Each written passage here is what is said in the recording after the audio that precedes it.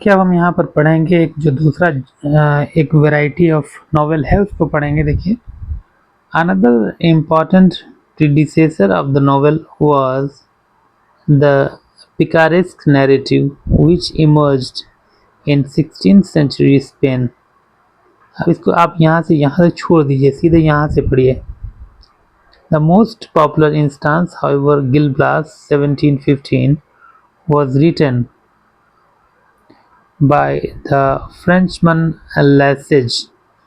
Picaro is Spanish for rogue, and a typical story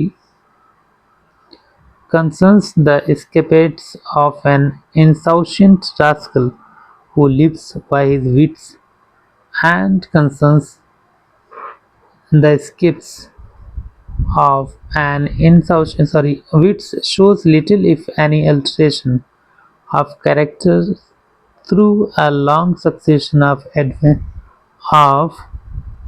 adventures. अब चलिए इसको इतना समझते हैं।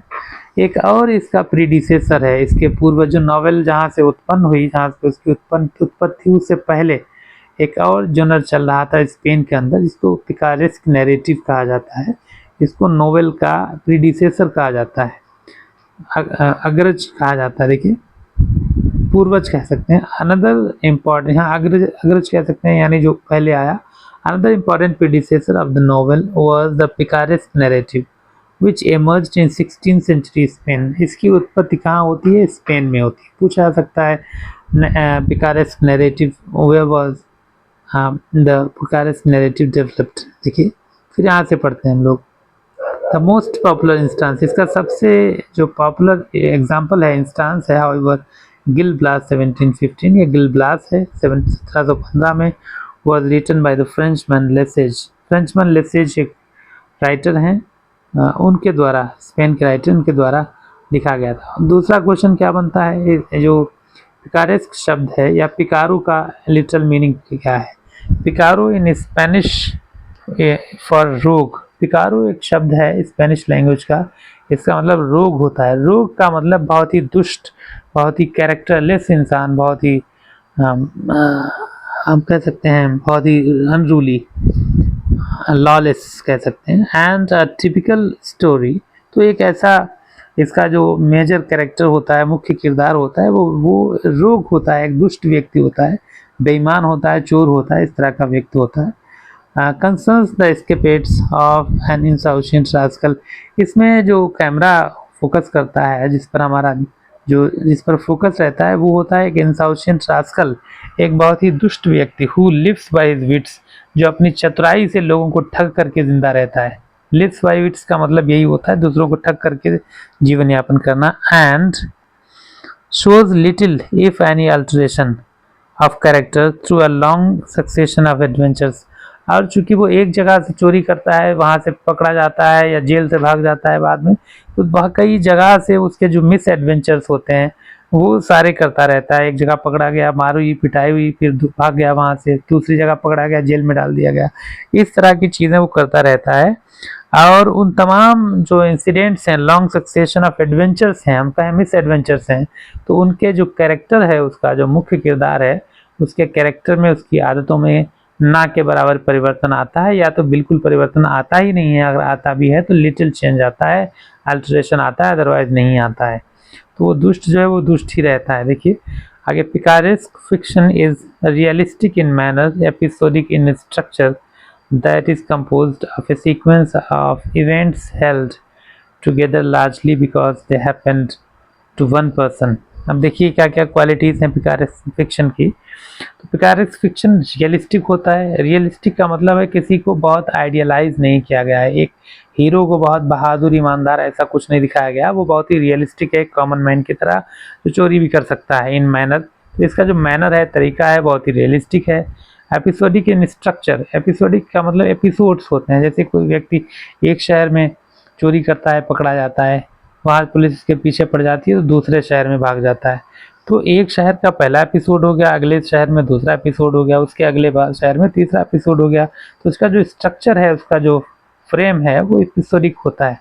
तो वही लिखा हुआ है that is composed of a sequence of events, क्योंकि ये बनाया होता है, लिखा गया होता है, क्योंकि बहुत सारी घटनाएं होती हैं जिनको इकट्ठा किया जाता है और वो सारी घटनाएं एक ही व्यक्ति के साथ होती हैं, इसीलिए वो एपिसोडिक स्ट्रक्चर होता है। Means manner is realistic, structure is episodic. और देखिए and often satiric in aim, और इसका उद्देश्य सटायर करना होता है, कटाक्ष करना होता है, किसी न किसी या तो किसी जनर पर किसी व्यक्ति पर कटाक्ष करता है ये।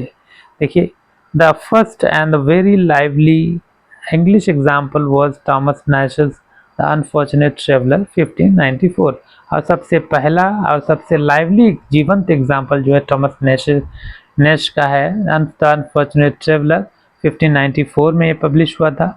तो ये भी इम्पॉर्टेंट है क्योंकि द अनफॉर्चुनेट ट्रेवलर का जनर पूछ सकते हैं, ये इसमें से कहीं ना कहीं से पूछा तो एक जाना है ही, तो इसका जनर पूछ सकते हैं unfortunate traveller. It was published in 1594, it was written by Thomas Nashe and its genre is picaresque fiction. आगे देखिए we recognise the survival of the picaresque type in many later novels such as Mark Twain's the adventure of Tom Sawyer 1876। अब देखिए further information, तो TGT PGT level की जो information है वो यहाँ तक हमको मिल चुकी है।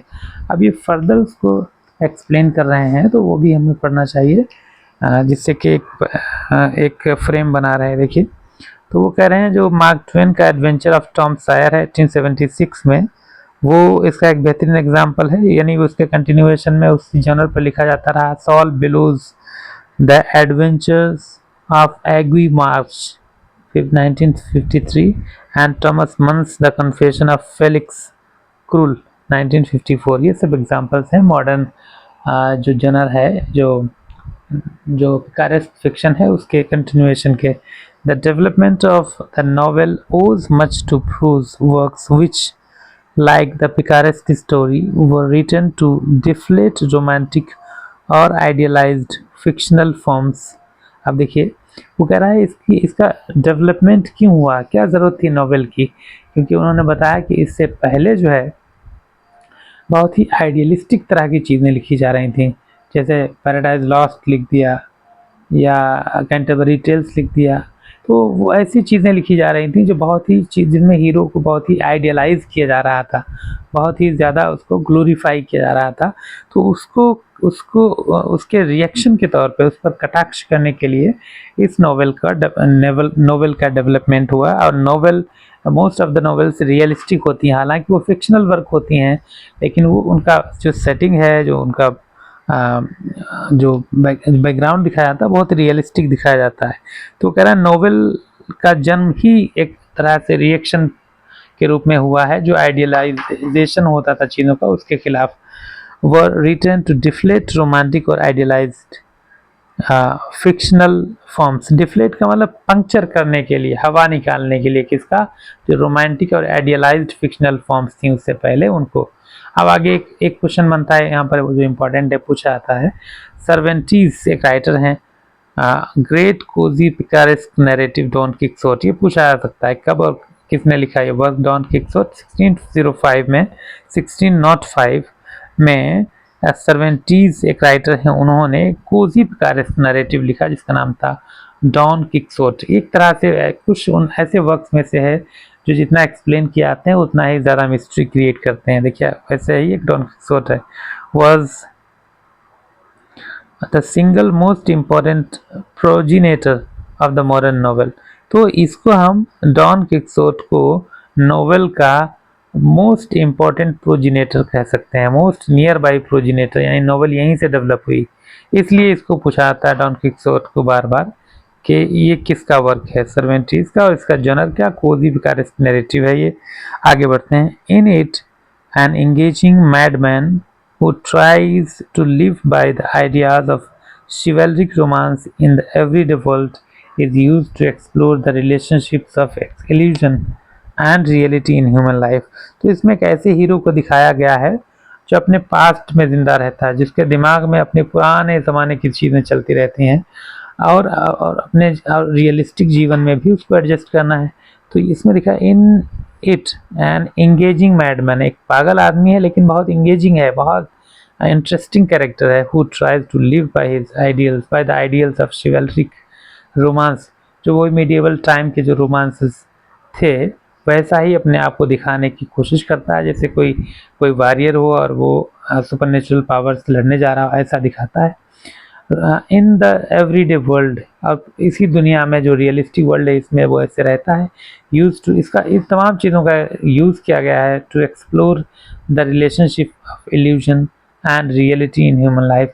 इंसान के अंदर जो इल्यूजन है, जो एक भ्रम है, और जो रियलिटी है इंसान के जीवन में, उनके रिलेशनशिप को दिखाया गया है कि इल्यूजन किस तरह से रियलिटी से जुड़ा हुआ है और रियलिटी कितना ज़्यादा इल्यूजनरी होती है, सारी चीज़ें दिखाई गई हैं। अगला टर्म अभी से आगे जो है कंटिन्यू करेंगे, लेकिन अभी रुकते हैं एक सेकंड के लिए।